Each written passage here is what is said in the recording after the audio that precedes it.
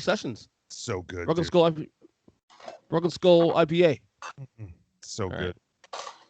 Take 3 Wrestling Podcast coming to you on a Wednesday night, actually. I'm your host, Ernest E.J. Christian, alongside, of course, Mike Bernier, not the chair.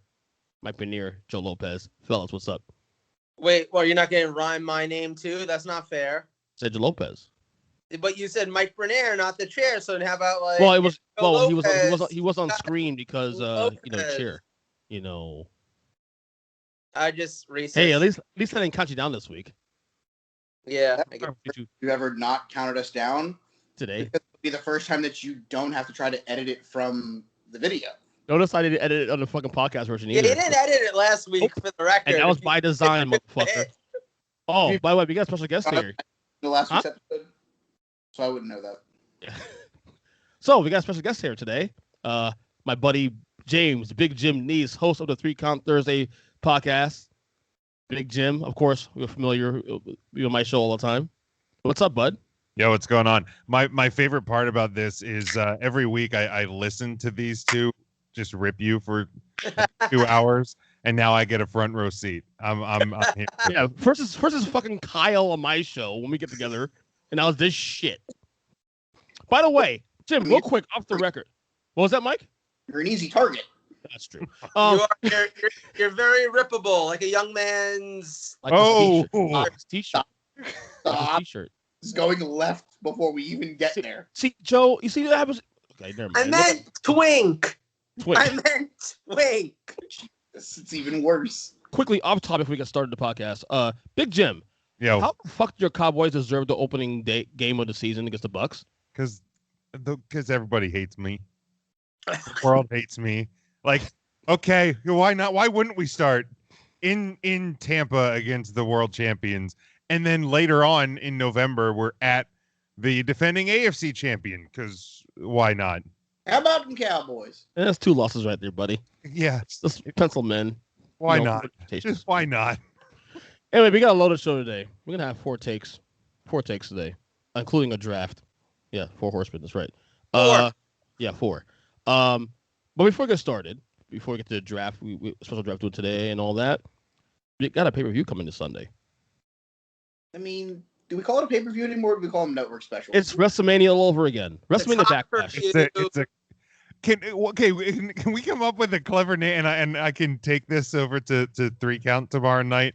Because like it's no longer a pay-per-view, even though I think they're still on pay-per-view, and it's no longer a network special because we live in the U.S. But like, how can we incorporate the cock into this? I've been calling it a cock per view for a while, which I'm pretty sure. Like that, I might also use that as my name on OnlyFans. I'm not too sure yet. Like the documentaries are cockumentaries, right? I mean, yes. But like, there's got to be there's got to be something good. I'll try to work on that. If I come up with something, you guys can use it. But I will say this much though. Look at this card right now. So far, there's 6 matches on the card. Not a terrible card, to be honest with you. Now, the only thing I will say is that's 5 matches too many. 2 triple threat matches though. Come on now. Wait, okay, for real though. Raise your hand if you've watched any WWE programming in the last 3 weeks. Well, SmackDown, yeah. Okay. Does NXT count? Yes. Yeah, NXT also. Yeah, NXT. All right, so it's just me then. Okay. SmackDown's been great. I tried to watch SmackDown last week. I just It's good. Like, I started to watch SmackDown, and then, I don't know, something happened. I probably fell asleep. Who knows? You're always sleeping. I've only watched NXT. I haven't watched anything else. Raw, I've been kind of off the wagon those couple weeks. Yeah, I have not even tried to watch Raw. I mean, I have it on, but I'm usually working on other things while I have it on as well. Yeah, look at the Cowboy schedule. I'm not fully committed to watching Raw. And I feel like Mike understands what this means when I say it. Jim will. I'm getting the sense will understand what I mean when I say this. Ernest will have no idea. Of course not. I'm so over Raw that I've been watching episodes of NWA TNA from 2002 on Monday nights. Like I signed up for Impact Plus, and I've been watching the Asylum years. Like, I just watched Ron Killings win the world title. It's that serious. Wow. I've been watching Royal Rumble 2020 again as a result. Everybody. I mean, when you log into Peacock, does it just take you to Royal Rumble 2020? Continue As watching. as like your default watch page? list. VIP watch list. Anyway, let's get to the matches real quick. First match here, Damien Priest versus The Miz in a Lumberjack match. Kind of enjoying this feud, actually. From This Bad Bunny to or this. Yeah. I miss Bad Bunny. Yeah, it hasn't been the same since Bad Bunny hopped on off. If you had told me in January that we'll be missing Bad Bunny in May, I would have called you a liar. But If you had told right me here. in January that I would start listening to Latino music because of Bad Bunny, I'd have called you a liar. And I know my last name is Lopez, but I don't speak a word of Spanish. Like the most Spanish that I speak is on the Taco Bell menu, if I'm being perfectly honest. That is Now it. I'm hungry for Taco Bell. Right? I know where I'm going for lunch tomorrow. Not Arby's. Not Arby's. I had Arby's the other day. I checked the other day. I'm gonna go Damien Priest here. Yeah, I feel like that's an easy guess. I mean, no, I don't know. Yeah, fine. Michael? That's how WWE booking is right now, though. Like, Whatever. yeah. Like, Whatever. I guess he can win. It's such Orange Cassidy. Whatever. I'll take Damien Priest via death. Via death. Big Jim. I think it'll be Priest. I think that Morrison's probably going to be one of the Lumberjacks, and he's going to turn on the Miz here. They've been kind of telegraphing that. I don't necessarily like that it's a Lumberjack match, and the reasoning, because like Priest on Raw this week was like, Miz can't run away, and I'm like, so cage match? Like, why are we doing a Lumberjack match? But I feel like it could be the way, because they've, it's kind of been telegraphed here for a little while that Miz and Morrison are probably going to be on Splitsville, so I think it could happen here. The reason why I wouldn't see it being a cage match is they just had one at WrestleMania. Oh, that's true. That's true too. Fair point. Okay. Next match here. SmackDown Tag Team Championship on the line between the Dirty Dogs, Dolph Ziggler, Robert Roode versus Joe's favorite tag team, the Mysterios, and Rey Mysterio and Dominic, your boy, Joseph. I do not condone that. What are you talking about? The one boy that he does not condone. I mean, I like that. No, but first of all, let's be serious here, right?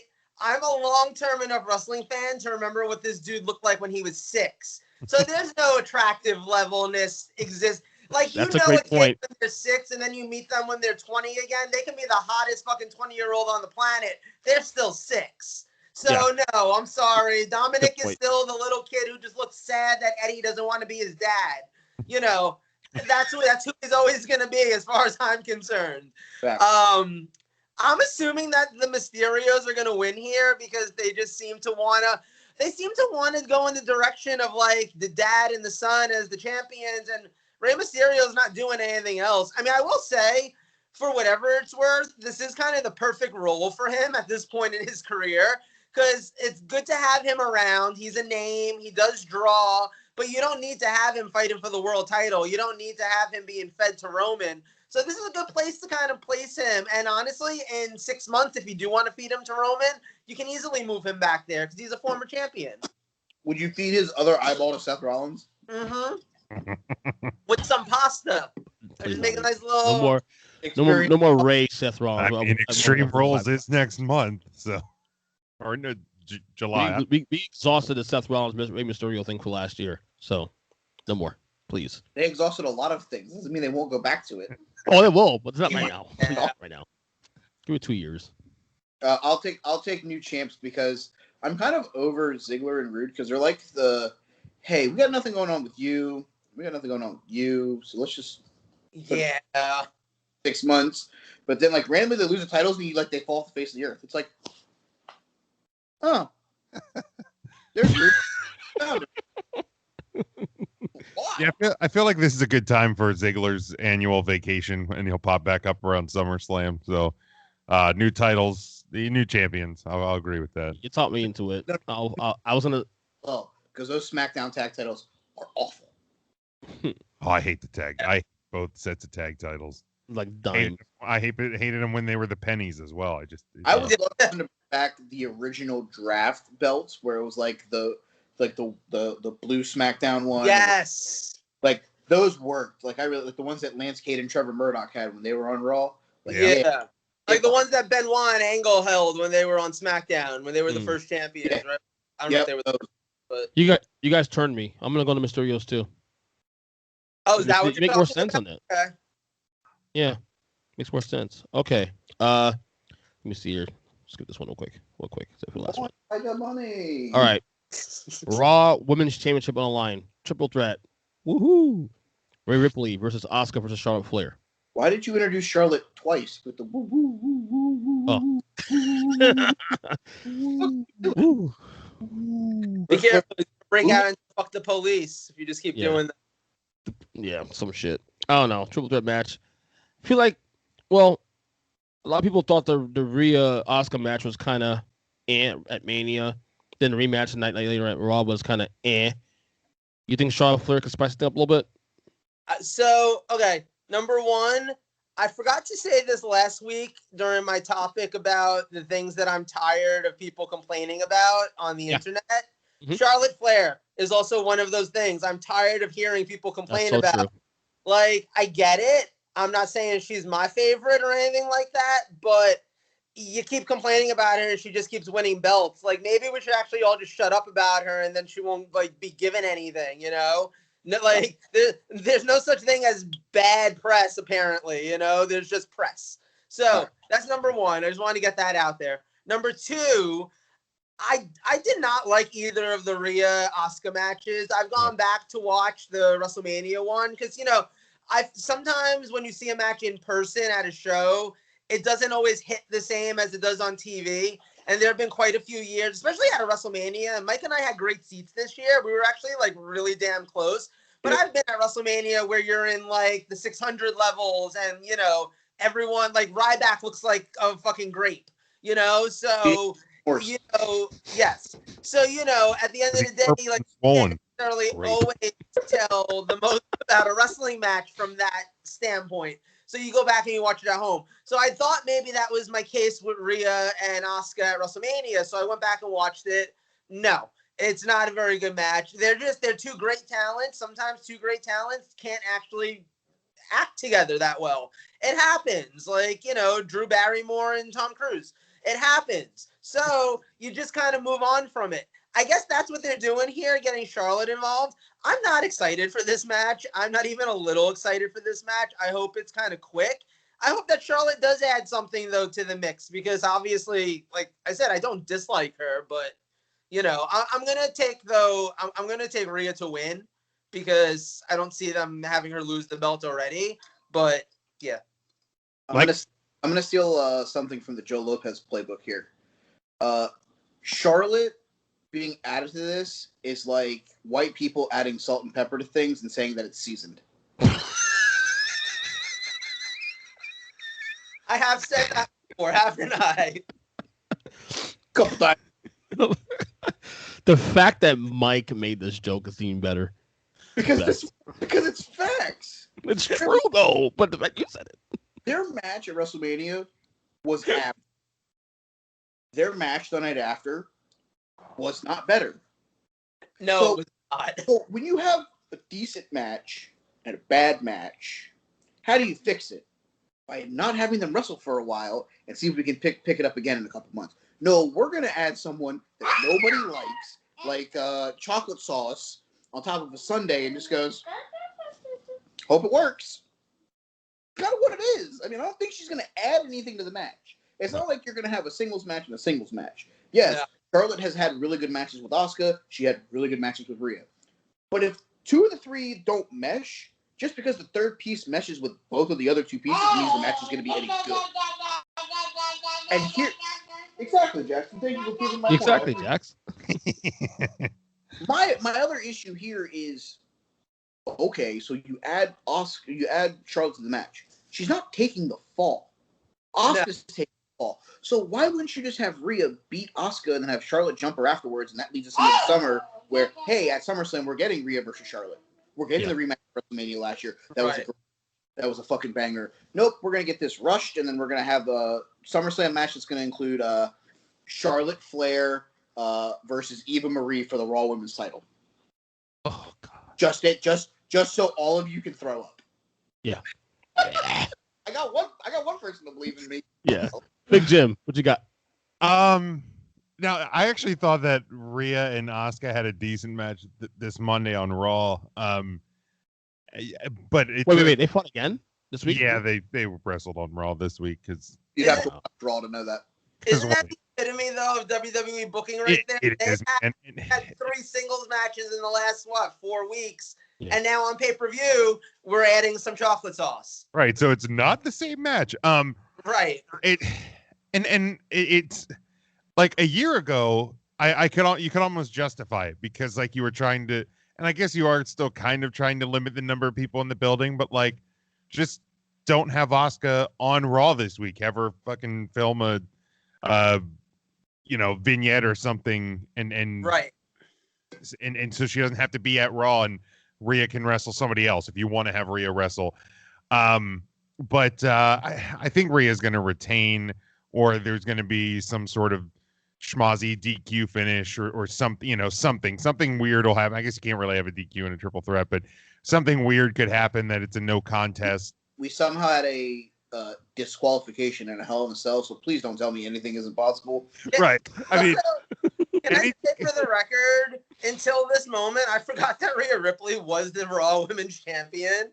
Yeah, until we started having this conversation, I literally forgot. I thought Asuka was still champion. Kind of underwhelming start to her championship reign. I mean, it's quiet. Anything can happen in World Wrestling Federation Entertainment. So, yeah. So it's either Rhea's either going to retain or it's going to be some sort of no contest. It's Rhea for me too. Mike, you had Rhea also, right? Yeah, I'll take the retain. Yeah, so clean sweep, Rhea Ripley. All right. The other triple threat match, I want to get out of the way now.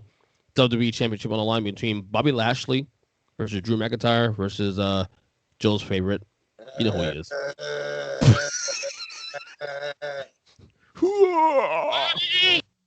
Oh, you got it. Yes. Bobby. Braun Strowman. So we got the 3 count Thursday sound drops on loan. That's right. That's beautiful. Right. Love it. I don't see Lashley losing the title this soon. I don't think Lashley should lose the title this soon, but that doesn't mean that they won't do it because of course WWE in all of their WWE-ness would have Drew not win at WrestleMania in front of fans and then have him win a month later in the fucking Thunderdome just to like continue the story along and have Lashley win it back the month later or some shit like that. First of all, fuck you, Braun Strowman, and the fucking horse you fucked on the way here. Second of all... Wow, tell me how you really feel. I hate Braun Strowman. I know. In this match, not Braun Strowman. Second of all, though, I don't know why. Like, I really want Bobby Lashley to win, but I'm going to take Drew because my gut just says WWE is going to fuck this up somehow. Michael? Is there a way that I could pick Jushin Thunder Liger for this? Why? Where did that come from? I think Liger is better than the other options. Obviously, duh. No. If this is, hey, let's get the title back on Drew McIntyre with no fans in the stands, then I'm just destined to think that Drew McIntyre is going to go 0 for his life at WrestleMania. So for that sake, I'm taking Bobby Lashley. Okay. And Big Jim. The answer is Bob. It's Bob. It shouldn't be anybody else. It shouldn't even be a question. Yes. The Almighty continues his reign. All right. SmackDown Women's Championship on the line. What's that? No, I'm talking to Jackson. Oh. He's investing. Because it is on the line. You can say no. No, SmackDown Women's Championship on the line.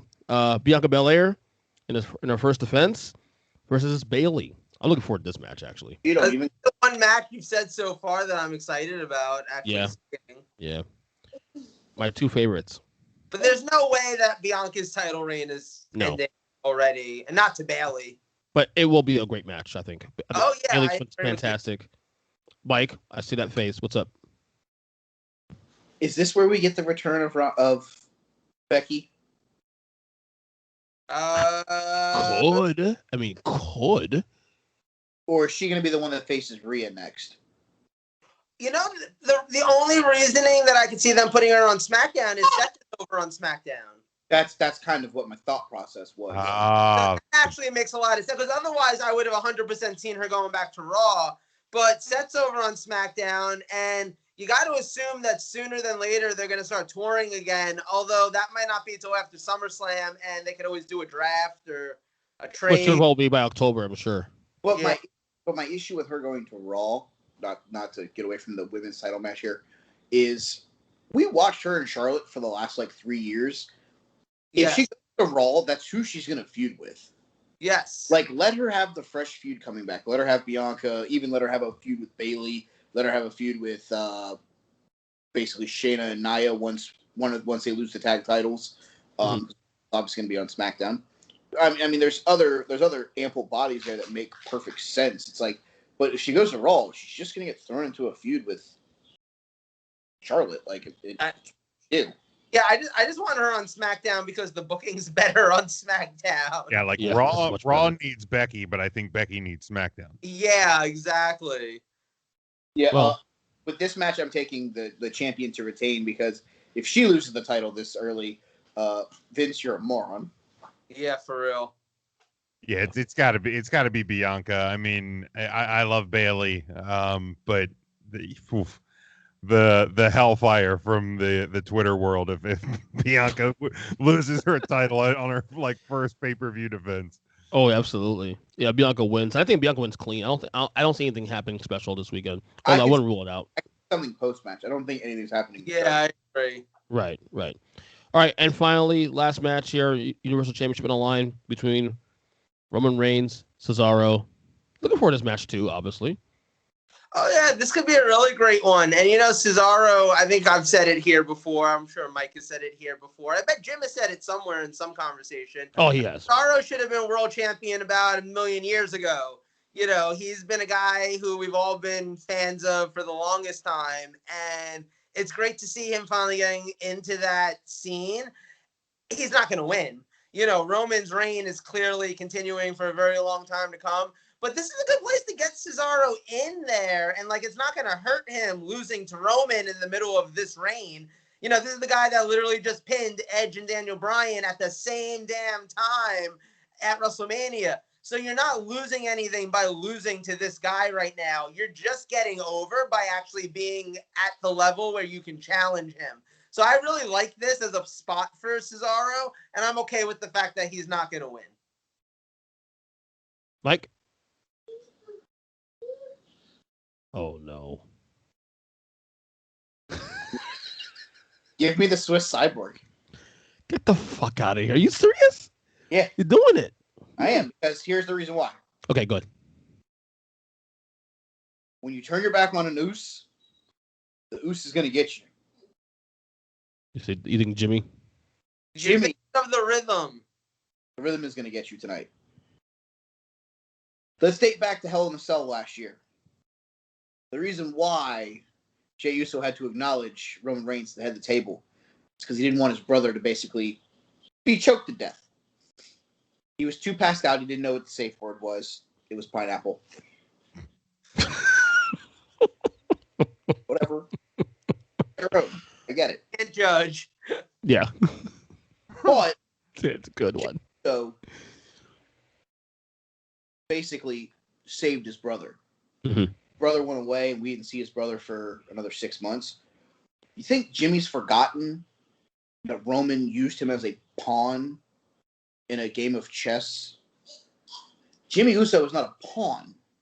Jimmy Uso is a piece that's a 12-time tag team champion, 10-time tag team champion, a guy who's been one of the best tag team wrestlers in wrestling for the last 5 to 7 years. He made Take 3 Final Four. I was gonna say semifinal. Just saying. So I mean, when you look at it from the perspective, if they're going to do this, because here's the thing. We've established on this show, Roman Reigns does not need the Universal title. Right.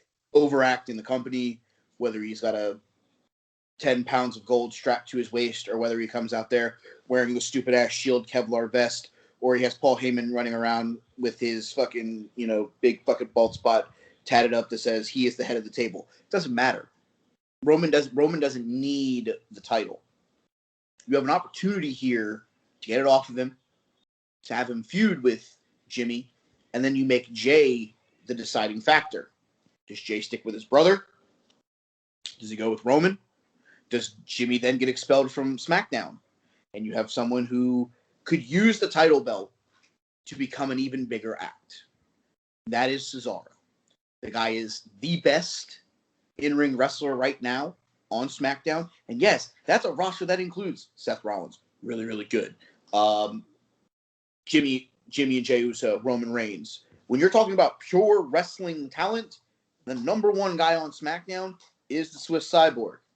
No. Do I think Cesaro is going to win this match? No, probably not. I'm picking him because I want WWE to finally take the chance to pull the trigger on someone. Because here's the thing. You can take the cheap way out. Roman can keep the title until next year's WrestleMania and lose it to Bobby Lashley in a unification match, or Drew McIntyre over here, or Goldberg at Saudi Arabia. Who gives a God. But here, this is your chance to take a spot. Yeah, we need to give the Saudis something good. Okay, cool story, bro. Like, give them fucking a car crash or something. Who gives a fuck? You gave him Titus O'Neil diving under a ring during the greatest Royal Rumble of all time, or whatever the hell they decided to name that. I don't care. You have a shot here to go back to getting one of the workers the belts. Get it to him. You got a shot to do it with Bryan. You got a shot to do it with Edge, who hasn't been seen since WrestleMania. Yep. Yeah, he MIA. On this day, he didn't see clearly anymore. He decided to go home and fucking... Can I just say, my new favorite thing about previewing WWE pay-per-views is hearing Mike argue for whoever is fighting against Roman Reigns. But here's the best part of it. Making logical sense out of illogical WWE storylines for as far back as he can remember, and making it make sense why this person should win. Like, I can't wait for July when it's like, so Roderick Strong, let me explain to you why Roderick Strong is getting this title tonight. Like, I can't wait for that day, because it's every time. That's great. We had this conversation for like Fastlane with Daniel Bryan. I love Roddy to death, but I don't think I can get there. I don't think I can Yeah, 6 degrees of separation that I don't one. think I can get there. I don't know if I can get there. No, I'm going to pick Cesaro because I want Cesaro to win the title, but obviously I think that this is just another fucking stepping stone. I love your sell job. I could buy into that. That shit ain't fucking happening, though. You know this. Mike's sitting there talking about pawns. All I can think is Mongo only pawn in Game of Life. Lightning saddle. But yeah, I mean, I believe it was a Backlash that they did pull a trigger on the modern day Maharaja, Jinder Mahal, while he's swiping on Tinder, who has returned to save Monday Night Raw this past Monday, by the way. I would love nothing more than to see Cesaro get the Universal title here. I do not think it is going to happen. Roman's going to retain, but man, I would absolutely love it if Cesaro won the title here. Yeah. If he won, I'd have a kid in, but I just don't see it happening. Right. I don't either. And there you go. There's your WrestleMania Backlash. By the way, the name of the show, I mean, WrestleMania 93. Anyway. Here's the deal. Like, and I think I tweeted it this Monday, is like, I mean, I don't love the name. I'm not trying to defend the name. They're just trying to milk the pirate gear for one more show. But like for the past, I don't know, 4 or 5 years ish, I feel like the pay-per-view after Mania, and it's usually closer to Mania. This one actually got further away for whatever reason. But I feel like for the last, 5, 6, maybe 7 years, whether it's Backlash or Payback, it really has become the rematches, the rematches of WrestleMania or the fallout from Mania. So like, I don't necessarily, I don't love that it's called this, but I don't necessarily hate it because you might as well call it what it is anyhow. Yeah, that's true. The one thing I appreciate this year is that they didn't time it with like the draft or whatever. Because I feel like you'd always get that too, where it'd be like, okay, half the guys are now on the other show as of the Friday before the pay-per-view. Right, like you'd have a title match. You'd have a Raw tag team title match with a team. It's their last match as part of the Raw brand, and it's like, well, we know how this is going. Right, yeah. we've been scared of that this year. Alrighty, this next topic. I don't know. Should we do Jim's or Joe's? Because they're both kind of in this. I don't know. Hey, you're the host. Figure it out. Let's go with Jim's. You're the guest. Jim's, what's your topic? What'd you bring to the show today? Well, obviously this week, AEW announced that they are going back on tour in July. I would expect WWE is going to go when I think from last I read, the current version of the Thunderdome is set to expire the first week of August. So I don't anticipate another Thunderdome residency. And not to give credit to Jim Cornette, depending how you feel about Jim Cornette, but I think he brought up a great point about why AEW is the first one that I didn't think about, and it's the fact that they probably need the money. Not need the money, meaning they're in risk of going out of business, but besides having a building that they're using for free, they have operating costs that they've been losing on.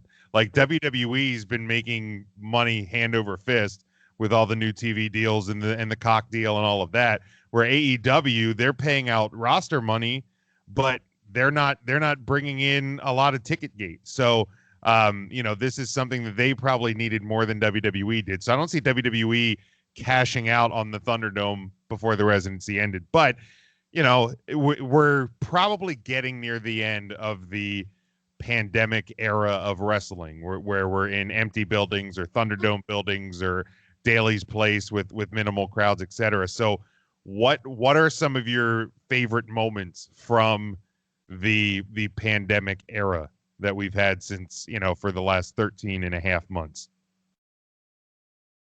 If anybody wants to go first, or if you want me to give any of mine, give one of mine, I can do that. I'll jump in. One of my favorite things has been the way that some of the different companies have kind of utilized a situation that they wouldn't have otherwise, i.e. AEW doing Stadium Stampede. Like, you would never in a million years, where live audiences are a thing, have Stadium Stampede as a match. Might you in the future still have that as like a TV match or something? Could you get away with that one day? Probably. But not when audiences are back. You're not going to be trying to do stuff like that. Not anytime soon. Just as long as you don't tell the fans that it's going to be the first hour of the show is going to be that Jesus, shown on a screen. Yeah. No, so like I've enjoyed stuff like that. Like I'm not the hugest fan of cinematic matches, but I enjoyed like the couple they had at WrestleMania last year. I enjoyed the John Cena Bray Wyatt match. I enjoyed the Undertaker AJ Styles match. They were different. They were unique. And you wouldn't have had those if it wasn't for the fact that there were no crowds. And I think even to a certain degree, there are a number of wrestlers who either wouldn't have gotten pushed or their push would have ended a lot sooner when it didn't get over right away. That ended up getting a chance because there was no bar to measure it against. You know what I mean? Like, look, we all know that Vince McMahon is sitting there with the headphones on during the entirety of Raw, during the entirety of SmackDown, pay-per-views, all of that. So when there's a live audience, he knows when something's dead on arrival. He knows when something's not getting over. If Apollo Crews and Big E are out there and you can hear a pin drop, Vince McMahon knows. And guess what? That's going to lead him to be like, all right, let's take the title off of Apollo. All right, maybe Big E's not actually where we think he should be for getting a big push. All that kind of stuff. they don't have that right now. There are no live crowds to gauge. There are no audience reactions to measure things against. WrestleMania was the first time where you had that. And for a lot of those acts, I bet it's the first time where Vince and all of them actually got to be like, hey, how over are these? Like is what we're doing with AJ Styles and Omos actually working? Is this guy like over, or is it going to be nothing, you know? So I think that's been interesting. Like, I'm going to say like someone like Apollo Crews, who I love. I've loved Apollo Crews forever. And I've wanted to see him get pushed forever. I've seen him get pushes that ended after a month because the audience just didn't get that into it. I think that would have happened now. I think that his current character and everything, they would have given it a try. It wouldn't have gone over that quickly, and they would have probably killed it after about a month. Instead, because of the world that we live in, why not invest more time in it? What else do you got to invest in? You got 2 hours of TV to kill anyway. And hopefully, like the reaction at WrestleMania and stuff, I mean, he's still champion. So obviously something went well there, but they're also not on WrestleMania Backlash. So who knows? But like, I think that's been fun. Like, I think like Bailey's work has been amazing. I think seeing guys like Apollo Crews, like for a little while there, Austin Theory, even though now he's just over on NXT. You know, there's a number of talents who I think wouldn't have gotten a chance otherwise, but did here, and I appreciated that. My number one moment, I guess, of the pandemic era is New Japan pulling the trigger on Will Ospreay to be the IWGP Unified Heavyweight Champion. It's kind of what Joe said. Like, they took a chance on something that may not have happened if we didn't have like a real audience or real fans for every show. I know Japan's kind of been a little bit more progressive with, okay, we can have some people, but not a lot, up until recently with their whole state of emergency that's going on. You know, Can we just, for a second, I'm no scientist, and I 100%, I've had COVID. I just got the vaccine for COVID.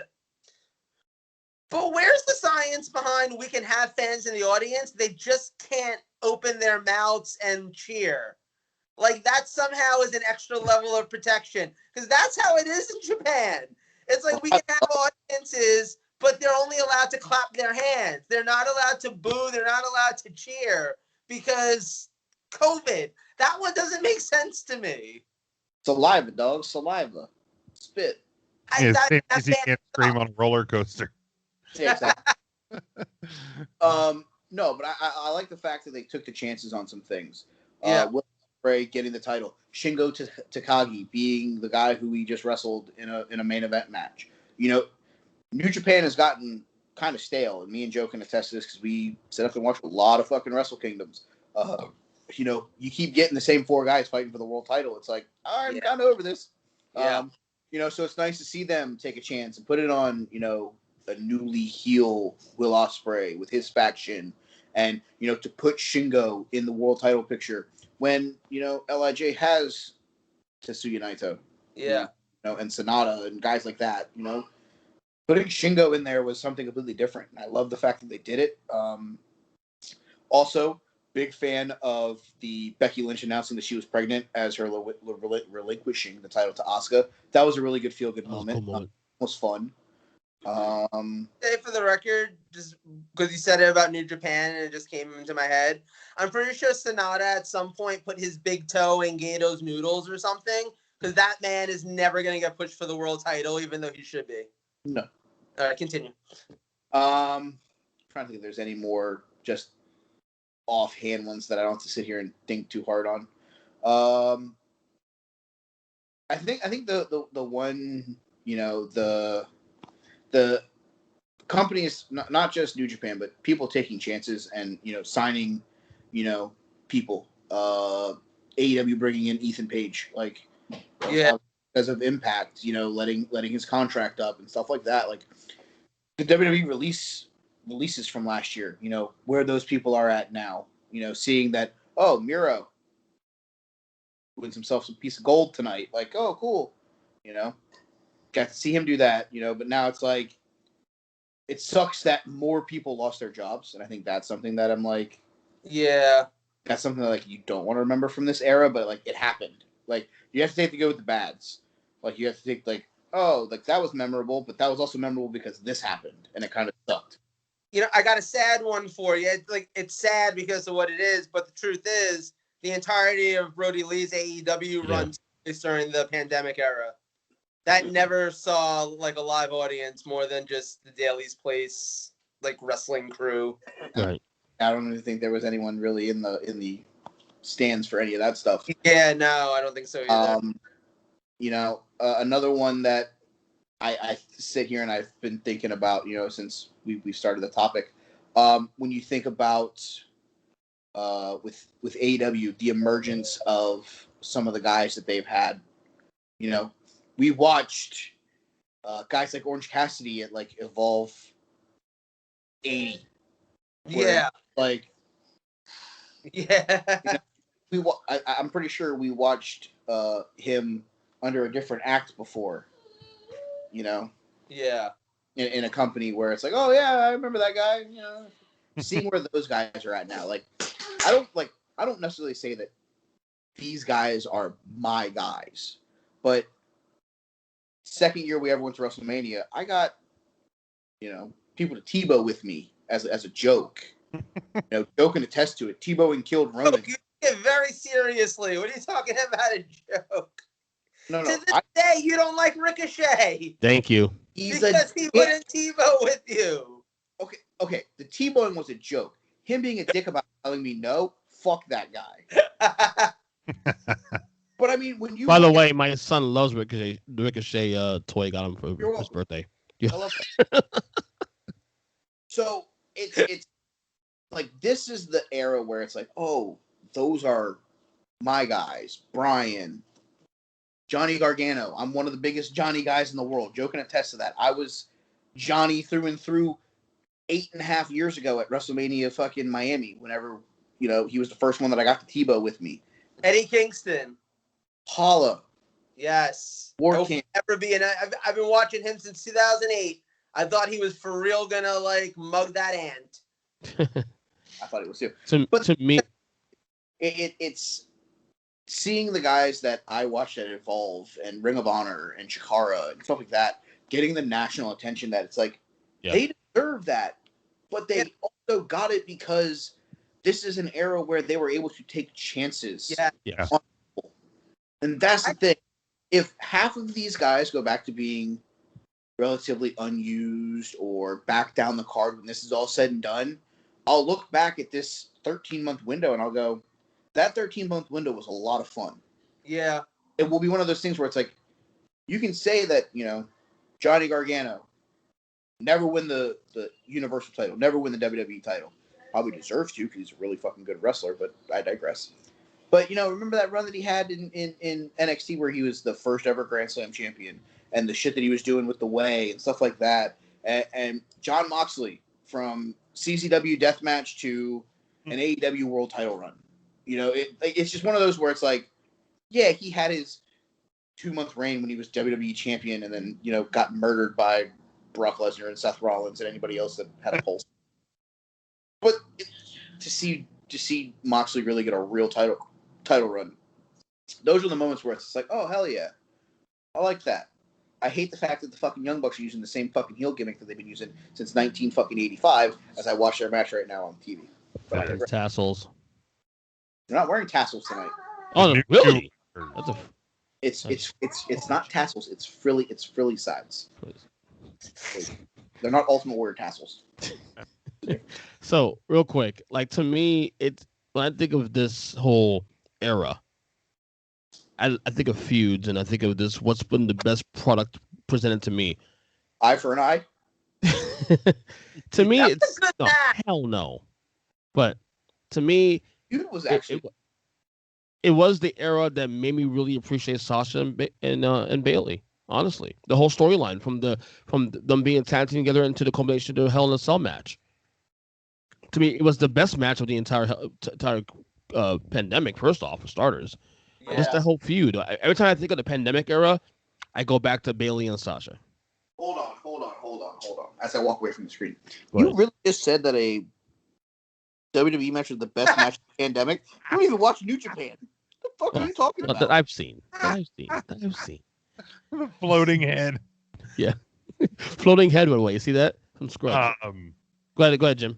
Yeah, to Joe's point about like cinematic matches, I mean, I love them. I love the Boneyard match. I love the Firefly Funhouse.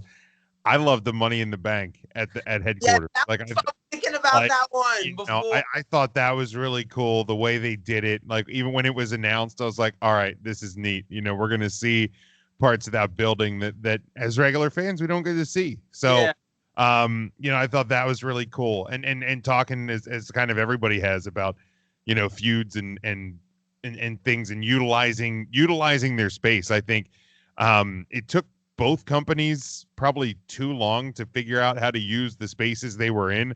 But like when you look at The Fiend and Alexa Bliss and the way that they use the Thunderdome and like the fact that, I mean, obviously you're pre-recording some spots and matches, but who the fuck cares? Because it's being presented as a TV product. Exactly. So when it's presented to me, nobody else is seeing it any different because we've all been there live. When the lights go out and the Undertaker magically appears, we've all seen him hop out and from under the apron and roll into the ring and stand his old ass up. And so like when you're there, it's not and the building's not even that dark. So like when the TV product, it's a TV show. So the live crowd, there's something taken away. So the fact that we're all watching it the same way as it's being presented is kind of neat in and of itself as well. So like the Fiend and Alexa are huge in that. And we're like Roman Reigns. Yeah. We don't get this Roman Reigns without the pandemic. Yep. That is true. If the pandemic doesn't happen and Roman doesn't take time off, and again, as I've said numerous times on 3 Count, for the best of reasons. Yes. In 100% reasons. I was him and Sammy and anybody that took time off never had any issue with it. But like we don't get this Roman Reigns if there's always crowds. We get the same Roman Reigns we've always gotten because the same answer from WWE is, do you love him? Do you hate him? It doesn't matter. You react to it. Where now it's like they had to do something different. And I think that one of the biggest thing that I'm going to take away, and probably maybe the best thing, like if we look back on this 5 years from now, is the fact that wrestling never went away. Like everything else went away for a while. Our favorite TV shows got bumped back. Movies bumped back. Sports went away for a while. Yeah. Wrestling never left. We were given new shows each and every week. And I think there's been some of the best matches that all the companies, I mean, especially WWE, because they're the one who have a long lineage. The companies have put out some of the best matches because they've had to.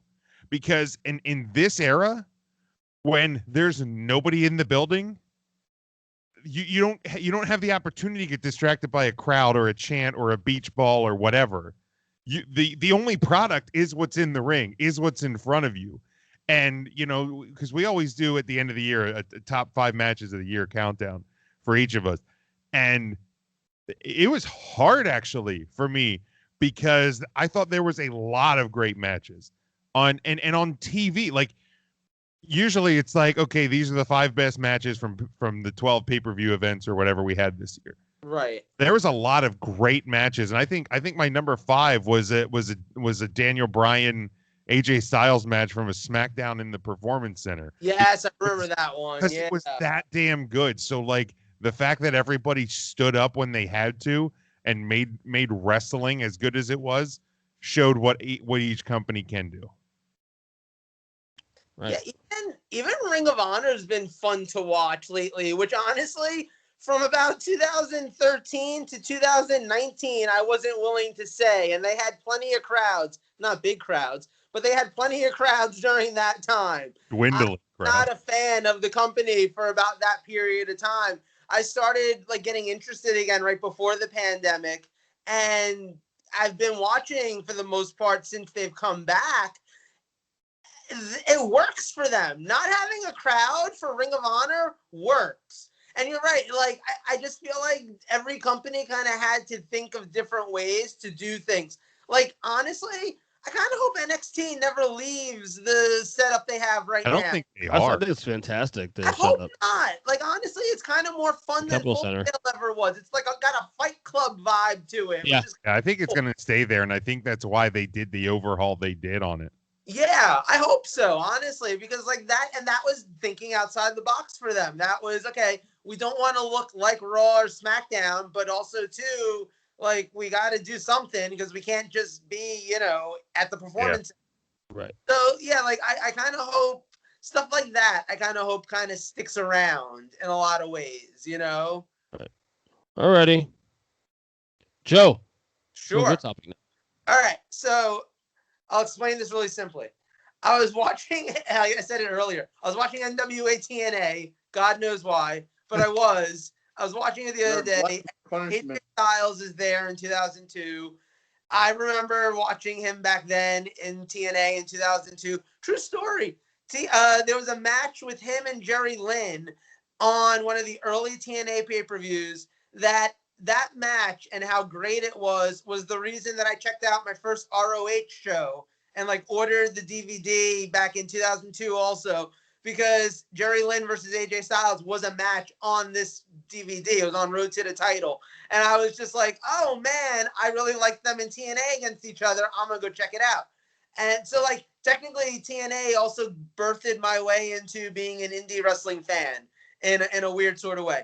But I'm getting away from the topic. So I was watching that and I was thinking to myself, man, AJ Styles really is one of the greatest wrestlers of all time. What if he had just never left TNA? What if he had just decided to stay in Impact and be an Impact lifer, which God only knows why you would do that. But what if he had done that? Would he still be considered one of the greatest wrestlers of all time? And here's the thing. This topic isn't about AJ Styles. This topic is a general question. Do you think that a wrestler, male, female, whatever, can wrestle in only one company and still be considered one of the GOATs? I don't see why not. Honestly. I mean... Insert Johnson, comma, Dwayne. Yeah, exactly. But see, is he one of the greatest wrestlers of all time? Or is he one of the biggest stars of all time? I feel so are we talking about he's one of the greatest sports entertainers of all time? Right, like I don't think anyone's putting The Rock on their like Mount Rushmore of like in-ring performers or anything like that. But yeah, you didn't specify that in the question. That's why I'm saying. Right. Okay. Yeah, Tetsuya Naito, like guys like that. Like, oh, is he one of the greatest of all time in ring? Probably not, but he has great matches every time he's in fucking New Japan. He's never been out of Japan. But it doesn't mean that he can't be on the GOAT list. He hasn't been seen by every person. Okay. WWE and the AEW people have, because it's not as accessible to people as the companies here. Like, here's the thing. Orange Cassidy,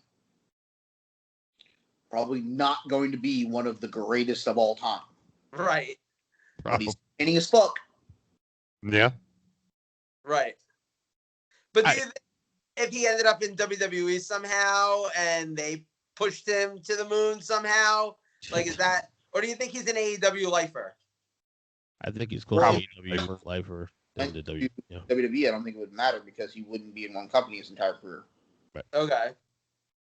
That's just the way you worded the question. So, well, here's an interesting one. Like, and okay, is Mark Calloway one of the greatest of all time, or is the Undertaker one of the greatest of all time? That's another one where I think it's, you know what I mean. So I think it's a great question. It's a great topic. Like, the Undertaker is one of the greatest of all time. Yes. The Undertaker only wrestled in WWE. Like, Mark Calloway or Mean Mark Callis or whatever random do they even count in the legacy of the Undertaker? Like, you don't do, and I get that, like, the Last Ride documentary was a Mark Calloway documentary, but I think I honestly, to the main point of the question though, is I think it depends where you wrestle. Like, if you're somebody, and I'm not necessarily, I'm not saying that The Miz is one of the greatest of all time, but like, The Miz has only ever worked in WWE. Right. Like I think the Miz is a tremendous sports entertainer. Well, Yes. he won our IC title tournament last year. Yeah. So That's true. yeah, just But saying. like somebody like him, if somehow, however it worked out. I mean, John Cena. I know he worked in like OVW and whatever, but let's be honest. John Cena's only WWE guy. Yeah. WWE. To me, if you talk about wrestling and if you the name John Cena comes up, you could ask people who aren't even wrestling fans, and he's probably considered one of the greatest of all time. True. So I think it's possible. I think it's a matter of where you work and how your longevity and the heights that you get within that company. If you get the heights of Impact, right. I think access and maybe it's only location WWE. Maybe WWE is the only company just because of the reach. Like it's interesting because like take someone like Jay Lethal, who again, Ernest, you probably don't even know who the fuck I'm talking about. You guys do. I'm positive of that. Jay Lethal. Some people would put him on their list of like one of the greater wrestlers of the generation, really great talent, yada, yada, yada. He's never made it further than Impact. He's ROH and Impact. Right. Is that going to stop him from ever being like in a serious conversation for like greatest of all time? Yeah. You know what I mean? It'll definitely influence it because I think access and location are the key points here to this conversation. So WWE obviously is a standing barrier for pro wrestling. Now, let's say in 10 years, AEW still exists. Maybe they have something. Mike's about to explain to us how Jay Lethal can win the world title from Roman Reigns. Could I argue Sting? Because I know he went WWE, but it was everywhere. But it wasn't his fault, though. Yeah, it was. I mean, they went under. W and not fucking went to Impact and then he's literally been everywhere. Like before WCW, he was NWA, was he not? Yeah, he was like right at the end there. Yeah, like 88 or so. Bad example. Like, he's also he's been in TNA, he's been in AEW, like. Back to Ernest's comment on access and location. Here's the thing: Ring of Honor is accessible. It's very accessible, actually. You choose not to watch it because you don't know what the fuck Ring of Honor is. That doesn't mean it's not accessible. Wait. I never said it was. I didn't. Whoa. I didn't call out Ring of Honor. I didn't call it Impact. I just said access and location matters to a lot of folks. I didn't say Ring of Honor is not a place that should be considered. That's the problem. The comment was wrestling for a company. And the only reason why Jay Lethal would not be in my ballot is because he's been an X Division champion in Impact and he's been the Ring of Honor world champion. That's two separate places for me. That's why he would not be qualified to be in my discussion based off of your comment. Right. But he is accessible, and there is someone that's Ring of Honor only exclusive that I would consider to be a guy that you could have a conversation about being one of the greatest, and his team could be one of the greatest tag teams of all time. Jay Briscoe? Yes. Who? Yeah, exactly. And Mark Briscoe. Okay, it cut off. That's why you can hear it. So here's the thing. When I think of Jay Lethal, just because, he's in Ring of Honor, he was in Impact, it wasn't WWE, that doesn't do that isn't the thing that moves the needle for me. Right. The needle for me is Jay Lethal's in Ring of Honor. Jay Lethal had 5 4-star matches over the last 6 weeks with Jonathan Gresham, Jay Briscoe, like insert random Ring of Honor guys here. He's having great in-ring matches. Like Roman Reigns can have 97 matches. If they're all 1-star matches, he's not in that conversation, but I guarantee you 90% of the people that listen to this podcast would put him on their list. Because it's that makes sense. Right. Dog shit. To be brutally honest, that's dog shit. Because just because Jay Lethal doesn't fit the build of Vince McMahon or the look of Vince McMahon doesn't take anything away from the fact that he's one of the greatest in-ring performers going in wrestling today. That's why, that would be a real conversation for me if he hadn't been a star in Impact and a star in Ring of Honor. Right. That's why the Briscoes are a little bit in that conversation for me because they are one of the better tag teams that have been in wrestling over the last. Oh, yeah. They've had great matches with Kevin Steen and El Generico. They've had great matches with Jimmy Jacobs and Tyler Black at the Age of the Fall. They've had good matches recently with Rush's Los Incredinobles de America or whatever they're called. Oh, but the thing is, right now, you don't have to be that guy that's specific to WWE to be in this conversation. I'm going to throw a name out there that if he stays in AEW is going to be on this list. It's not a conversation. It's Maxwell Jacob Friedman. I was going to Hangman Page. AF. The only problem with Adam Page is that he was on Ring of Honor for a while. True. When they were on a national syndicated television show. I know that MJF was in MLW and they have YouTube, but that's a little bit harder to find. You have to go search that out. Right. That's like Cena in OVW. Right. That's why I would say Cena would be in that conversation with Sure. me. OVW was their developmental territory at the time. Right. Wrestling at the Orton belongs in the conversation. Correct. Oh yeah, absolutely. Orton, definitely. Yeah. 100%. Yeah. But looking ahead, like MJF's a guy that if he does not leave AEW, I could absolutely see him being a guy that's absolutely on this list. Definitely. He's been a guy who's basically just shoved Chris Jericho to his death. Right. Has basically become, that's the way I can put this, because I don't want to compare him to Ric Flair. I really don't. But it's kind of like he's become AEW's Ric Flair. 100%. He joins this group, turns on this group, forms his own group, and he's basically got the Horsemen. It's Yes, well, he the company. The FTR plays the roles of Arn and Tully. He is Flair. He has Tully as James J. Dillon. And Wardlow is the Sid Vicious, Barry Windham muscle of the group. Right. And we have Shawn Spears who's just hitting people with chairs. I mean, whatever. It's cool. I mean, I look at it from the standpoint of this is like, of the future guys, this is the guy that I'm like, if we're going somewhere with somebody staying in one company and being the GOAT, being on that GOAT list, it's MJF. Right. Because I don't think there's somebody right now in WWE because they're not really hiring people that haven't wrestled somewhere else. They're getting the Evolve Wrestling guys. They're getting the Ring of Honor guys when their contracts are up. They're getting people from Impact. They're getting people, they haven't got anybody from AEW, but I guarantee you within a couple years, there'll be someone that leaves AEW that comes to WWE and vice versa. So, I mean, another name, just throwing this out there for a future thing, if he never leaves WWE, that could be a very entertaining conversation. I know Joe isn't going to follow this one because he doesn't like the guy, and that's okay. I mean, I don't know if you don't like him, but Karrion Kross. I don't dislike him. I just think he's kind of vanilla. He needs to expand on some things. He needs to change. Yeah.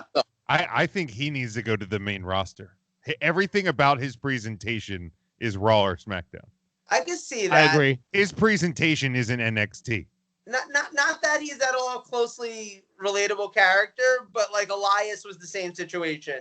Yeah. Elias felt so out of place in NXT. You put him over on Raw, and he was like, "Oh wow, okay, I get it now." Like one name that I think, because I don't believe she wrestled anywhere else, is Charlotte. Well, the women are a whole other topic. I mean, Charlotte. I mean, build for build is one of the best women wrestlers, if not the best. That's a whole nother debate of all time. And I don't think she's ever going to be anywhere but WWE. No, yeah, that's like the women are a whole other story because it's not like you have a lot of women to go back on in history. I mean, like Right. you look at your Trishas and your Litas, but there was no place else to go. Like you're not going to Impact or whatever, Right. In China, same thing. Like she showed up at Impact for like a cup of coffee, but like that was so far later. But like I feel like the women right now, because most of them are kind of just direct WWE like training, they got them going. So like I'm not going to be surprised if there's a generation of female wrestlers who never leave WWE. Right. Like I'm not going to be surprised if the 4 horsewomen are forever in WWE, and kind of like that. I do think that's an interesting aspect to it also, because I feel like one day, look, some woman is going to be the first one to make the big jump over to AEW and like actually send a shockwave or two. I don't know who it's going to be. I don't know if there's anyone obvious. Maybe one day it'll be Oscar or something like that. But, you know, I feel like in general, most of the women are probably kind of where they are. And the ones that are outside of WWE probably want to get into WWE pretty badly. Right.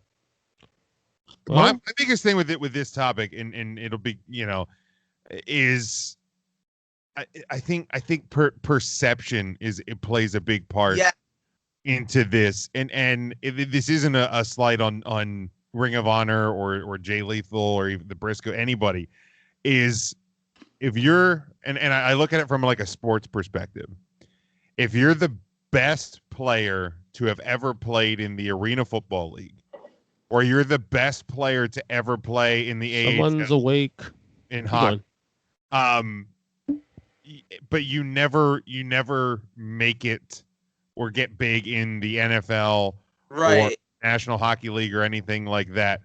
Are you really the greatest hockey player of all time? Are you really the greatest football player? And I know sports and wrestling, it's not necessarily a fair comparison. So I think for a lot of people, the perception of this, and obviously it's all opinion based regardless, but I think the perception is like if you don't get to WCW back in the day or WWE now or potentially WWE/AEW in you know the next few years, is, you know, were you that great or were you just the best of the rest? That makes sense. Yeah, it's like kind of like WWE and AEW now to a degree are like the big leagues, and it has always been kind of presented that way in a lot of ways. I mean, it's funny because and this will probably be the last thing I say on this topic, but like a guy like Daniel Bryan, who prior to his WWE run was already probably my second favorite wrestler of all time. And I would have already sat here and been like, look, okay, even if he had only ever worked in Ring of Honor for his entire career, he would still be one of the GOATs. I don't care if nobody else knows who the hell he is. It helps that he ended up in WWE and like everyone knows who the hell he is, right? Like it helps that now like there are plenty of kids who would say that he's their favorite wrestler too. You know, I still feel like, hey, I knew the cool band before you did, whatever. Like I stole Fall Out Boy's first CD from my college radio station. Of course you do. Before they were fucking doing whatever they do now. Facts. All right, let's get to it. Draft time. Michael. Bam, bam, bam, bam, bam. All right.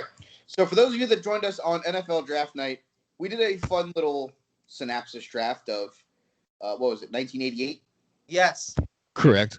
1988 WWE.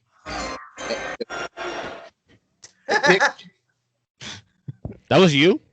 No, that was me. Oh. So on loan. We decided tonight that we're going to expand on that horizon, and we're going to do the 1993-1994 professional wrestling landscape. But we're going to do it like an actual draft. I know in the previous topic we did 3 picks each and stuff like that. This one we're going to do a little different. I decided to bring it to the full draft board, and we will be broken up into pairs. It will be myself and Joe versus Ernest and our esteemed colleague. The rules of the draft, because I don't know if Ernest shared it with you, so I'll just go over it. I did. I cut and paste everything. We're going to make 15 picks. If you select a tag team, you get both members of the tag team unless specified that you do not want one of the members. Also, no future picks. So you cannot draft Daniel Bryan in this because he was like 12. What if he was doing Pop Warner Wrestling at age 12, 13? That'd be Greco-Roman. If you can prove whatever the fuck you call it. Alternating pick. Obviously, I'll put these up on the Take 3 Twitter, and we'll have the fans vote who they think built the best roster. All companies are allowed, so you can draft someone from Japan, you can draft somebody from Europe if you can find out that they were wrestling in 1993/1994. Was there any other rule that I'm missing? I don't think No, so. you got it right. Um, So I ask you because we have a guest per team, right? Per team. It's 15 selections, so you got to pick 15. We'll pick 15. Okay. We'll put the teams up, and the best team that wins. Now, if you have 18 or 20 guys on your roster, that's fine. It's 15 picks because you drafted a couple tag teams. It's not, of course, it's not taking away roster spots. So, that being said, because we have a guest, I would like to extend the olive branch by giving the number 1 overall selection to our guest, and let them be on the clock to start. And Joe, leave the Beverly Brothers for me, please. Thank you. No joking. All right, Joe, Jim, you go first, man. Oh man, now I feel the pressure. I don't like pressure. Of course, you're a Cowboys fan. You know how it works. Exactly. We always screw up our first pick as it is. Exactly. So like, are we? So we're taking them from 93, 94 in what they can do over the rest of their career. Is that we have hindsight to use? We can't use hindsight. Yeah, you can. Well, Christ. Well, then I am going to go with Steve Austin right out of the gate. I mean, when you talk about when you talk about wrestling, and it came through the greatest era of all time, or the most recognized era of all time, who's the guy at the top? It's Stone Cold Steve Austin. So yeah, I'm going to go Austin first. That's a good pick. All right. Joe, do you want to go with the WWE one or the WCW one that we talked about? WWE.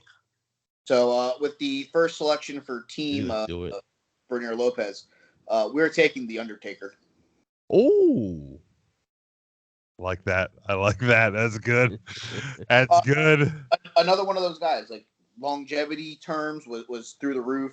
Great character. You literally get the next 30 years from. Yeah, I mean, this was right at his start, man. This is really. And it was the thing. The character worked really well. Paul Bearer was with him. All that fun stuff. So I thought that this was a pretty easy selection. And we get that cool purple mask at some point. Hell yeah, Phantom of the Opera taker. Let's go. Yeah. Right. Okay, with my turn here for my team, with the second pick of the draft, I'm going to take the Heartbreak Kid, Shawn Michaels. Ernest likes having toxicity in his locker room. Nice. Hey, I'm here to pop a rating, motherfucker. I love that for you. Thank you. By the way, make sure you have your shit ready for today. Oh shit! Yeah. Yeah. Well, I'll go with the other half of the pick that we were gonna make, which would, of course, be. Go ahead. You want to say it for me, Mike? Sting! There you go. You get the dream match that never happened. Right. The funny thing is, though, I was thinking about it earlier today too. Sting has really been part of a lot more bad matches than he's been good matches over his entire career. Like if we're calling a spade a spade. You're not wrong. All right. With my next pick for our team, I'm going to go with a guy. He's my favorite of all time. And I think he was coming into his own as a singles competitor at this point. And because of our second pick, you still get one of the most talked about events potentially of all time. You're going to do it, aren't you? You're going to do it, huh? Bret the Hitman Hart. Of course. See, your favorite. Joe, how do you feel about that pick? I think he's the most boring wrestler to have ever wrestled as world champion in WWE. But I get it. I also think that the roster from 93 to 95 and a half. Yes. Probably one of the worst rosters in the history of professional wrestling. And the fact that he even made, a match with Hakushi, even mildly interesting, shows you how good Bret Hart was. And when you had the feuds with Austin, you had the feuds with Michaels, and you had the Hart Foundation with everybody else, I think that was awesome. I think when you gave Bret, the when he finally snapped on Vince, when he didn't have to be this like kind of cheesy hero like champion, and you actually let him be a dickhead, disgruntled old man. It worked out really well, and I think it showed that he actually did have character that people don't realize. I will give you that. By that period, I was a fan of his work. All right, so we're on the clock for our third overall pick here. What are we? To me? Oh, No. the clock. Sorry, I had somebody for 2 minutes because the kid was getting a little. Do we go with the greatest world heavyweight champion of all time? Hulk Hogan? Really? Come on. I'm scared of who you're saying. Hogan? His daughter is like a multi-time champion right now. Oh, Brooke wrestled? Ooh. I mean, do we go? Yes. You want to go there now? Yeah, let's do it. All right. Third overall pick for Team Bernier Lopez is none other than the Nature Boy, Ric Flair. Longevity-wise, he wrestles until he's like 87, so... Longevity, we're through the fucking roof right now. We got long-term life on these legs. And while we can't draft Charlotte because she's 8, I feel like we have an in now, like with her dad. So we're building that future roster. All right. So we're done round 4, right? Yes. Okay, round 4. My turn. I think, right? Yes. Correct. Okay. I think I missed your round 2 pick, Mike. We took Sting. Huh? Our picks right now are Taker, Sting, and Flair. Okay, I'm caught up then. Okay, cool. With the 4th pick, you know what? I'm gonna do it. Owen Hart. Nice. I don't hate it. That's a really good Yes, pick. short career for 5 years, but again, I'm gonna book him better than Prince did in these next 5 years. He will die 5 years later, but I'm gonna book him better than Prince. Hey, if we have Bret, he's never going up to the spot in Kansas City, man. That's right. That is a fact. All right, so the clock is now ours with our 4th round selection. Was it me? I get to pick it? Yeah. Oh, okay. I know he's out there at this point. I think he's in like Smoky Mountain Wrestling or some shit. Teaming with Lance Storm. What a lucky man. I'm going to take the eventual Y2J Chris Jericho. Break the walls down. I was curious. I couldn't remember when he started. He was like, and I could be wrong, but I want to say, like, I know by 95 he was already in ECW. Yeah. I'm gonna go on and confirm when he was. Okay. Before we move on. He was definitely an active wrestler, though. He was definitely active, no matter what. Active. Wrestling or something. He was wrestling somewhere because 1990s his career started. So. Yes, that's what I'm saying. I was looking to see when his in-ring career. Yeah, I pulled up Wikipedia. He was in Mexico 92 through 95, Smoky Mountain 94. Oh, okay, cool. He started on the Indies in 90, so yeah, you're clear. Very nice. Yeah. Go ahead, Jim. It's you. The literal goat. Right, it's over to me. I'm gonna go with another one of my favorites. I'm gonna go to WCW, and I'm actually gonna pick up a guy who didn't quite find himself at this time, but over the years he sure did. Jean-Paul Levesque. In many ways. In many ways. I think Terra Rising was also in 93, 94.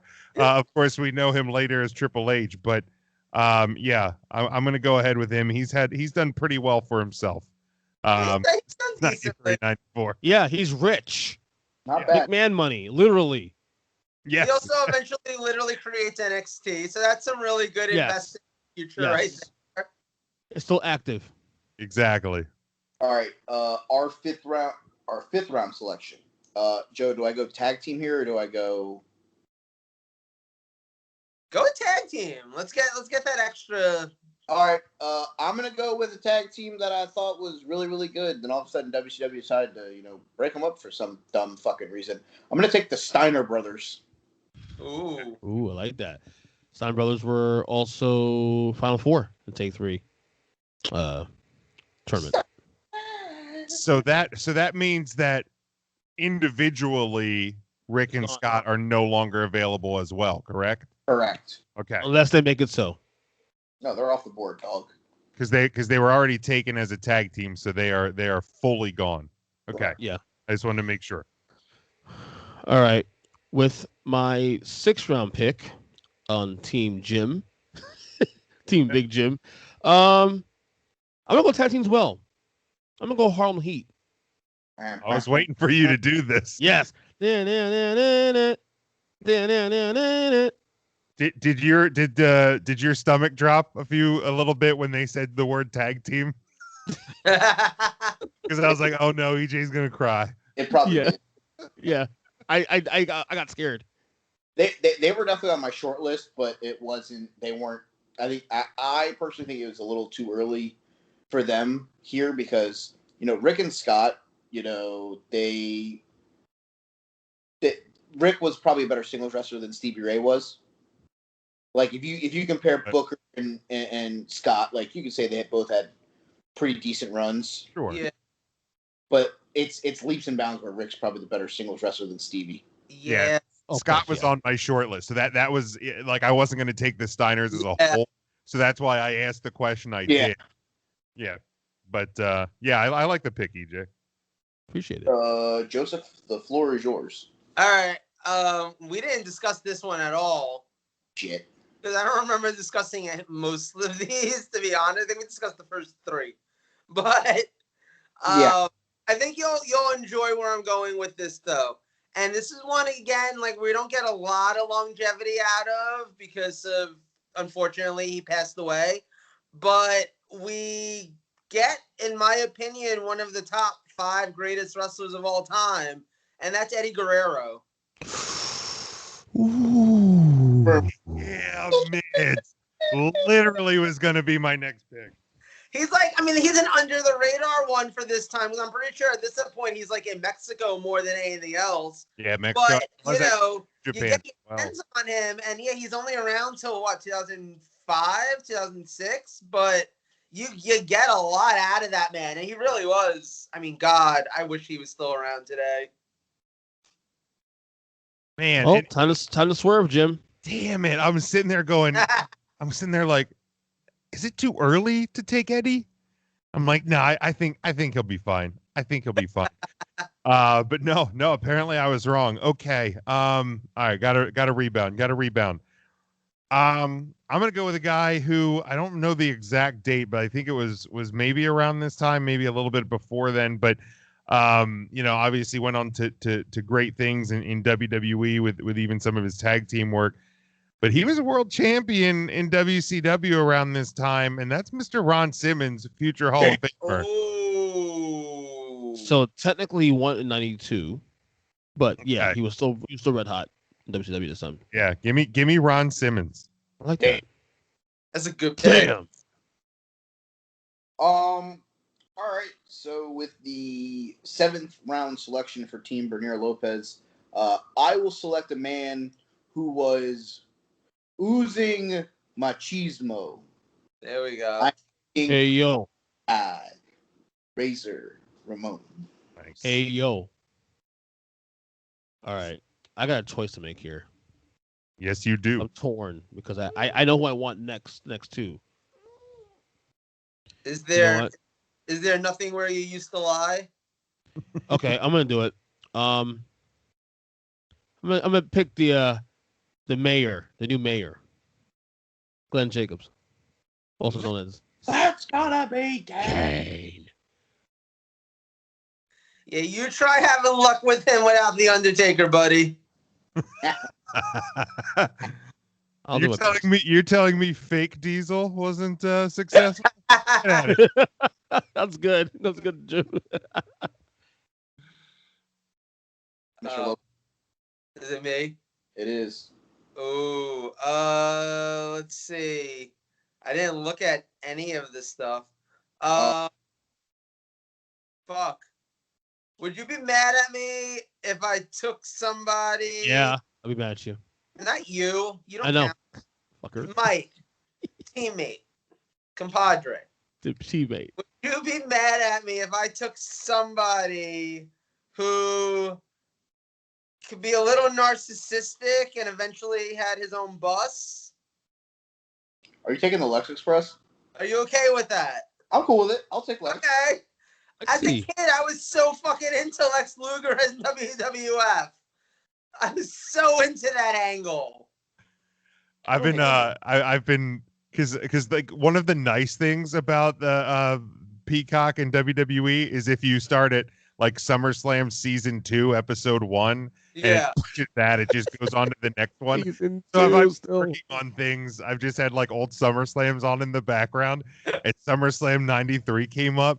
Dude, Summer of Lex they obviously screwed up that night, but Yes. Summer of Lex was just so damn good. It really I mean, was. it started on the Intrepid. Like, it was everything. Like the crazy thing is I don't even know if I made the connection that was the narcissist. Right. I was just like, this is Lex Luger. You know what I mean? This is fucking Yeah. He was literally the narcissist in June that year at King of the Ring. And literally days later, he's fucking doing a tour. How quick they flip that switch and you're Yeah. like, oh, he has an American flag t-shirt on. This is a new guy. Right. He must be a good guy. It was the whole we gotta fill the big Hogan hole left behind. That's sure all. was. Right. Sure was. Okay, so my I name know that felt like a setup for a sex joke, but I'm not touching that one. No, I think really it's, that'll be the first one. That'll be the first time we did that. I think it's back to me now. Yeah, it's and you, Jimmy. I'm going to go back to the tag team realm, and this is a team that goes back even to a couple of years ago as one of the biggest moments in all of wrestling. That's Matt and Jeff, the Hardy Boys. Good one. I was gonna pick them. I was gonna pick them anyways. That's good. Good. Yeah, I like that one. Longevity. Brilliant. That is a good one. Big money, Matt. I say, Joe, you look very confused. No, it's just the highs coming off. All right, and continue. All right, with our 9th round selection, myself and Joe Lopez talked about this man a smidge, not a lot, a smidge leading into it.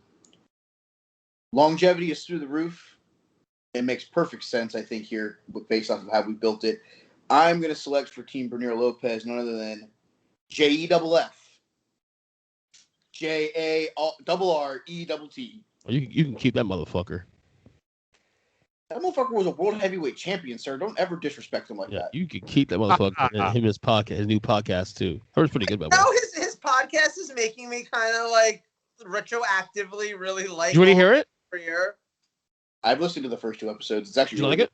It's Okay. great. It's I'll have to check it out. I haven't I plan on listened. watching it tonight. To listen to it tomorrow. So Definitely listen to the one where it says like he held up Vince McMahon. Yep. Because there's pieces of that story that like now that it's come to the limelight that you're like, Mhm. wow, was that not exaggerated like 157? Super nice dude. So like real sidebar. When Global Force Wrestling was like doing a summer tour of baseball stadiums like I don't know, 5 years ago, we actually got media credentialed in Harrisburg Oh, at shit. their show. So like we show up at the show and they told us like, just go down here and somebody will come out and get you and show you where to be. All of a sudden Jeff Jarrett comes out of the locker room and like, hey guys, how you doing? He like walked us into the dugout. So then, the night show's getting ready to start and there's like the photographer that was supposed to work the show, who actually we knew is a guy that does local indies around here. Something happened. He didn't make the show. So I'm like, okay, I'm going to just take my iPhone and I'm just going to go start taking pictures. So like all the pictures from that night were literally from my iPhone.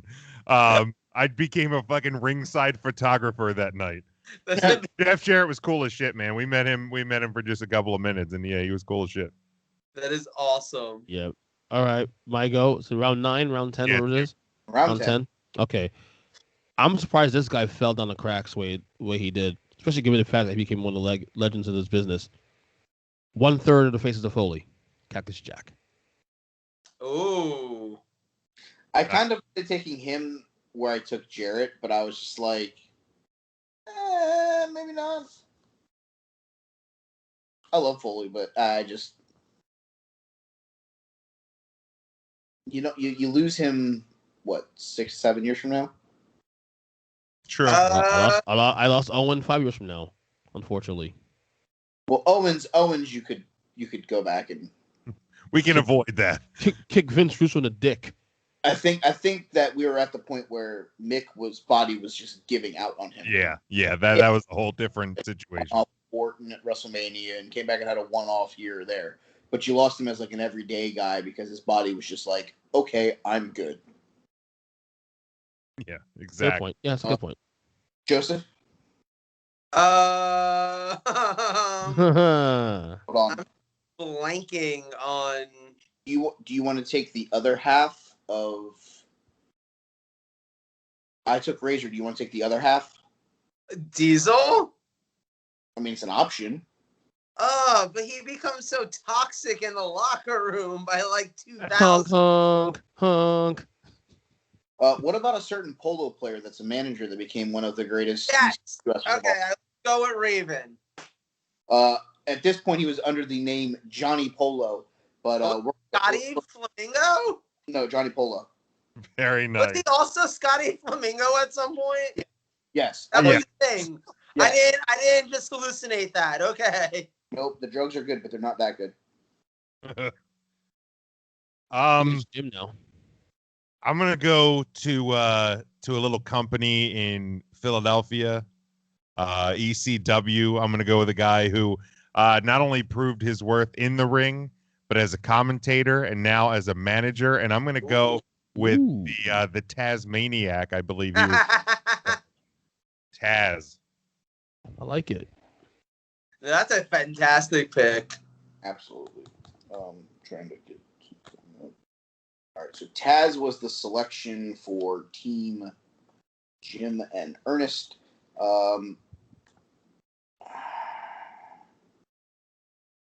You know what? I think I'm actually gonna stay in that small Philadelphia promotion. I'm gonna take a guy who ended up holding the ECW title a lot. Yes, he had a little run in WWE where he became some stupid ass teacher. But I'm gonna take the franchise. Nice. Shane Douglas? Yep. I actually don't understand why he never got more over, like, someplace big. The way you were looking at me, I thought you were like really upset that I took Shane Douglas. I'm like, no, great. I think it's one of my favorite parts of ECW during '96. Well, I think being the genius version too didn't help him in WWF. No, it did not. It did not. And then he ended up in WCW at a time when you might as well have not been in WCW. Yeah. All right, let's scour through this fucking roster. Wow, this one slipped through the cracks too. I'm gonna go ahead and take him, even though he was a former WWF superstar. He was in WCW this time, but he would eventually return to WWF a year or two later, and that is Davey Boy Smith, the new Hall of Famer, the British Bulldog. Very nice.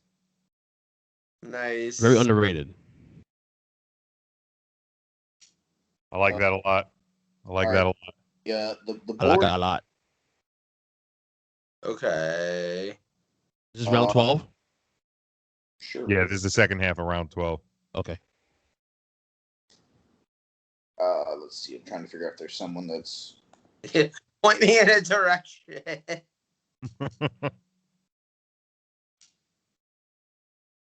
Do you want to take a guy who's currently got a yoga company? No. Really? He was pretty. I mean, like, he's decent, but not like. I don't think he's anything to write like that much. I know who I want. No bang for you. We're not going to get a long time out of him. We're getting like not a long time out of him, but and he's injured for most of it. But he's really awesome, and like he should have been something. I want Brian Pillman. God damn it! That was, oh my god. You get like 4 years out of him, but that's it. He's done 97. And he was never really the same wrestler after like 95. No, that was literally going to be my next one because we already had Bret, we already had Owen, baby. We were creating that 96, 97 Hart Foundation. No, we do, because we had all the guys. Owen, Davey, Bret. We didn't have Neidhart, but I don't think anybody's taking Neidhart. Yeah, no. Damn it, you son of Okay. a bitch. All right, now I got to rethink again.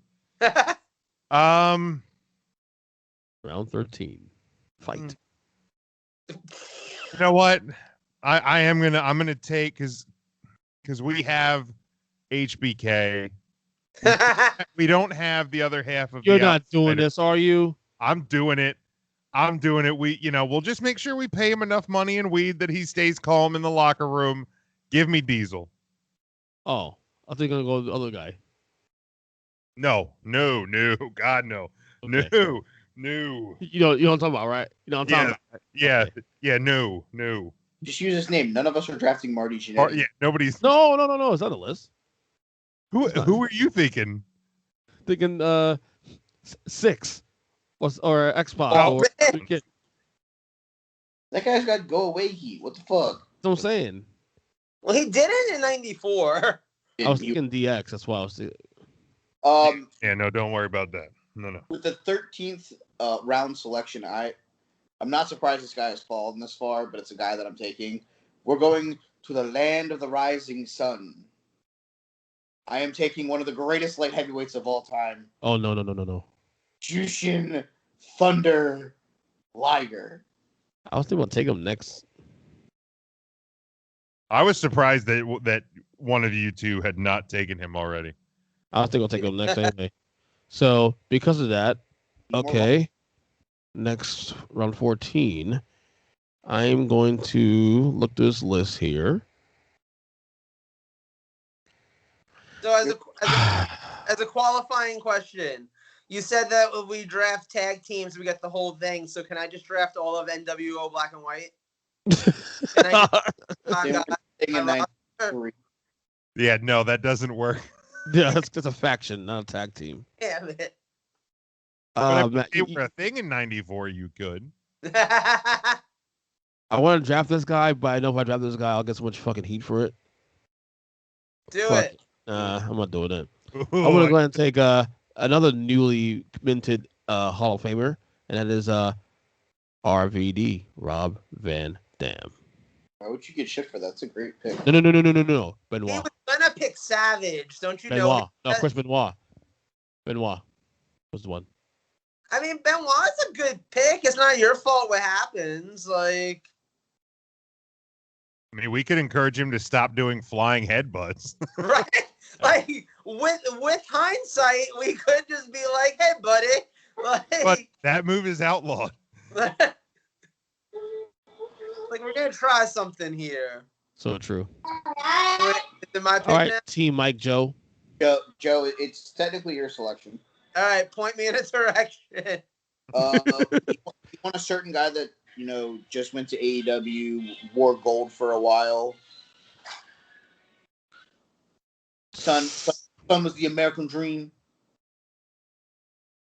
Oh, Dustin? It's not a pick. I mean, he was a pretty solid. Yeah, okay, why not? It's not a bad pick. I mean, in the 14th round, you're getting a guy who has some pretty damn good longevity. Yeah, right. It's either that or the smoking gun. Let's take Dustin. I don't know why somehow that's what's left in my mind. Like, somehow the entirety of the locker room is gone and there's literally just Dustin Rhodes and the two guns. But that's where we are right now.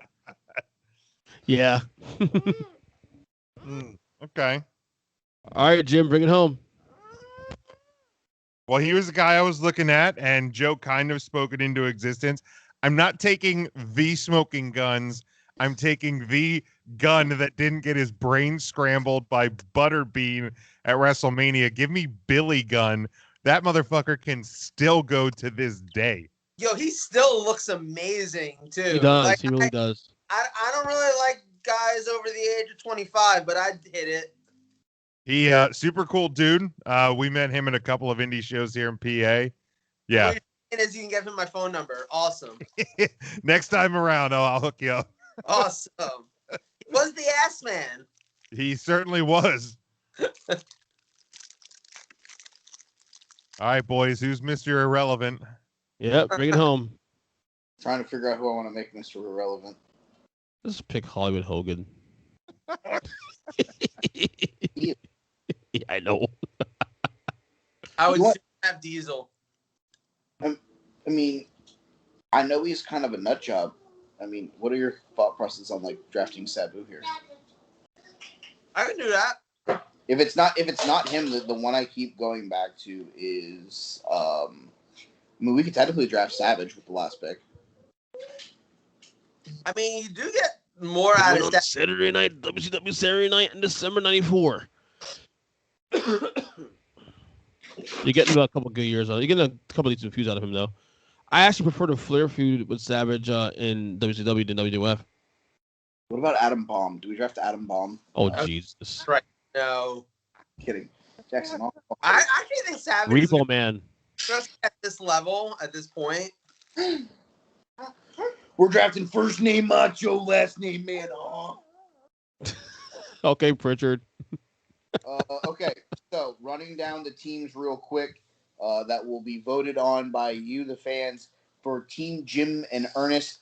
Their roster is Stone Cold Steve Austin, Shawn Michaels, Bret Hart, Owen Hart, Triple H, Harlem Heat, Ron Simmons, Kane, the Hardy Boys, Cactus Jack, Taz, the British Bulldog, Diesel, RVD, and Billy Gunn.